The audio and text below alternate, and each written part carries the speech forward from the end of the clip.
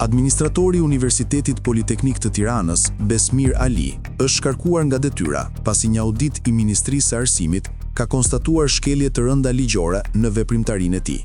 Ministria e Arsimit thotë se Ali ka krijuar një drejtori me organik 6 zyrtar, në kundërshtim me kuadrin ligjor që rregullon aktivitetin e institucioneve të arsimit të lartë. Ligji për arsimin e lartë në Shqipëri parashikon se Senati Akademik është struktura kryesore vendimarrëse për organizimin dhe funksionimin e universiteteve.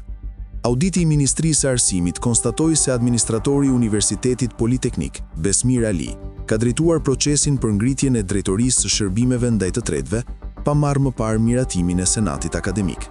Në raportin e auditit thuhet se Senati Akademik i UPT-s në korrik të vitit 2019 ka miratuar strukturën e përgjithshme të Universitetit Politeknik, duke i propozuar njëkohësisht bordit të administrimit edhe numrin e personelit të institucionit në të gjithë nivelet.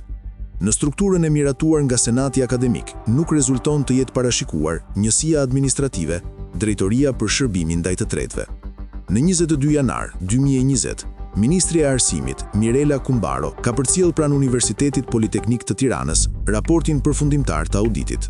Në vijim, struktura drejtuese të UPT-s kanë miratuar shkarkimin nga detyra të administratorit Besmir Ali.